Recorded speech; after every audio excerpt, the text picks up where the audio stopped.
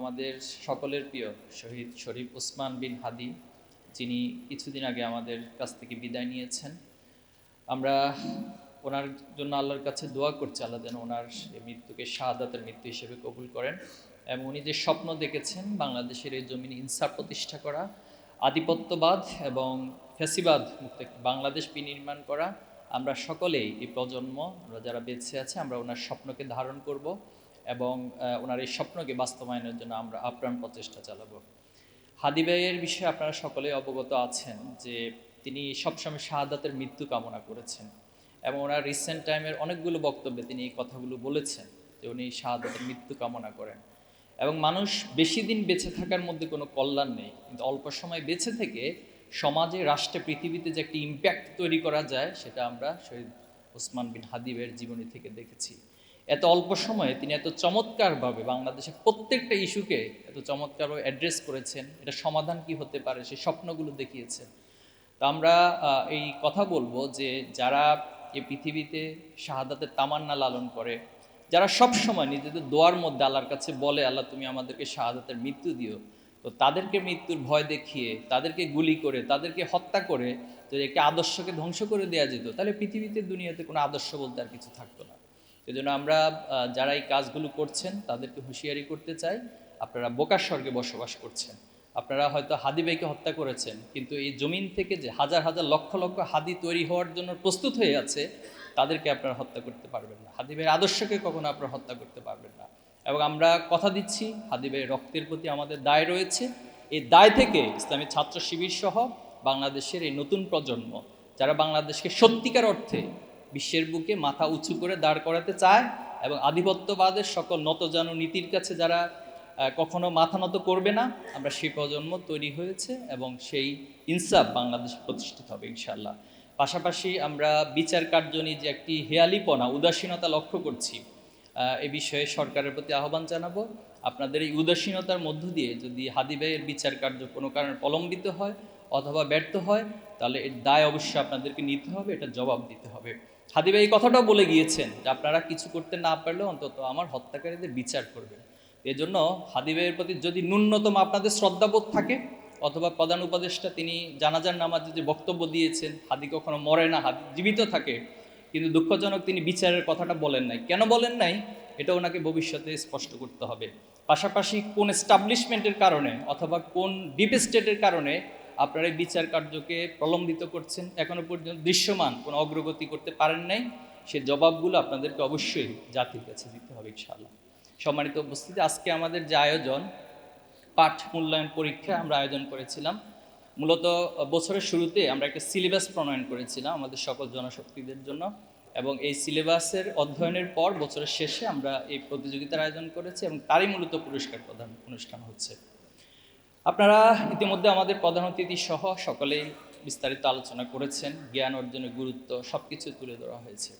আমি জাস্ট কয়েকটা পয়েন্ট বলতে চাই। নাম্বার 1 হচ্ছে, ইসলাম জ্ঞান অর্জনকে এত বেশি প্রমোট করেছে। আমরা যদি হিস্ট্রিক্যালি পৃথিবীর ইতিহাসের দিকে তাকাই, যখন আদম আলাইসাল্লামকে সৃষ্টি করা হয়েছিল, তখন আল্লাহ তাআলা আদম আলাইসাল্লামকে সকল কিছু নাম শিখিয়ে দিয়েছিলেন এবং নাম শিখানোর পর ফেরেশতাদের সাথে জ্ঞানের একটা প্রতিযোগিতায় অবতীর্ণ করলেন এবং সেখানে আদম আলাইসাল্লাম বিজয় হয়েছিলেন। এই বিজয়ের মধ্য দিয়ে বনি আদমকে আল্লাহ তাআলা পৃথিবীবাসীর কাছে সম্মানিত করেছেন এবং আশরাফুল মাখলুকাত হিসেবে, সবচেয়ে সেরা প্রাণী হিসেবে একটাই কারণ ছিল, মূলত জ্ঞানের প্রতিযোগিতায় আল্লাহ তাআলা বনি আদমকে সম্মানিত করেছেন, পুরস্কৃত করেছেন এবং অগ্রগামী করেছেন। এবং ইসলাম শুধু জ্ঞানকে সাধারণভাবে মোটিভেশন দেয় নাই, বরং ইসলাম এটাকে আবশ্যিকভাবে উপস্থাপন করেছেন। আপনারা জানেন যে আল্লাহ সাল্লাল্লাহু আলাইহি ওয়াসাল্লাম হাদিসে বলেছেন, তলাবুল ইলমি ফারিদাতুন আলা কুল্লি মুসলিম ওয়াল মুসলিমা, প্রত্যেক নর এবং নারীর উপর জ্ঞান অর্জন করাকে ফরজিয়াত বা আবশ্যিকভাবে ইসলাম উপস্থাপন করেছে। এটা শুধুমাত্র অপশনাল কোনো বিষয় না অথবা মোটিভেশনাল কোনো বিষয় না। এবং কোরআনে যে প্রথম আয়াত, সেখানে আল্লাহ তাআলা বলেছেন, ইকরা বিসমি রব্বিকাল্লাযী খলাক খলাকাল ইনসানা মিন আলাক, অর্থাৎ পড়ো তোমার প্রভুর নামে যিনি তোমাকে সৃষ্টি করেছেন। তাহলে আমার যিনি সৃষ্টি করেছেন, সেই সৃষ্টির দায় থেকে আল্লাহ তাআলাই আমাকে নির্দেশনা দিচ্ছেন, তুমি পড়ো। এবং মানুষের যে সম্মান অথবা সমাজে কারা সম্মানিত হবে, সেক্ষেত্রেও আল্লাহ তাআলা এই বিষয়টা বলেছেন, কুল হাল ইয়াস্তাবিল্লাযিনা ইয়ালামুনা ওয়াল্লাযিনা লা ইয়ালামুন, আল্লাহর কাছে তারাই হচ্ছে সম্মানিত যারা বেশি জানেন। তো তো এক্ষেত্রে আমরা এই যে জানার পরিধির বিষয়গুলো যদি দেখি, ইসলাম একসময় পৃথিবীতে নেতৃত্ব দিয়েছিল।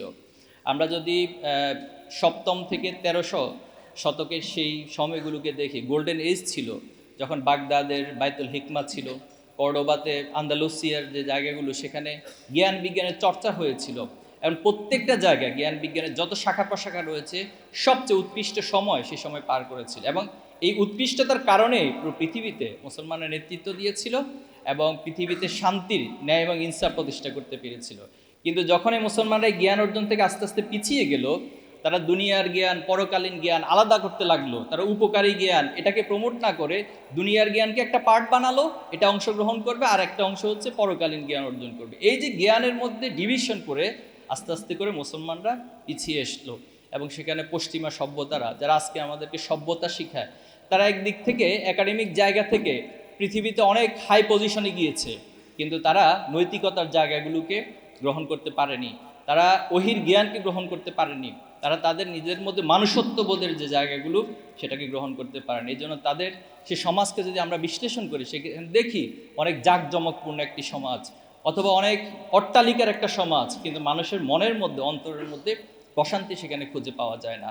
তারা একদিকে মানবতার কথা বলে, সভ্যতার কথা বলে, আর পৃথিবীতে সভ্যতার, মানবতার ধ্বংসের পিছনে সবচেয়ে বেশি ভূমিকা তারা রাখছে। আজকে যদি বলা হয় যে পৃথিবীতে অ্যাটমিক বোমের জন্য, অ্যাটমিক বোম্বিং করে হিরোশিমা এবং নাগাসাকিতে যে মানবতার বিপর্যয় ঘটানো হয়েছে, সে কাজগুলো কারা করেছিল? তারাই করেছিল। এজন্য আমাদেরকে এই জ্ঞানের মধ্যে উপকারী জ্ঞান এবং ওহির জ্ঞানের সম্মিলন অবশ্যই ঘটাতে হবে।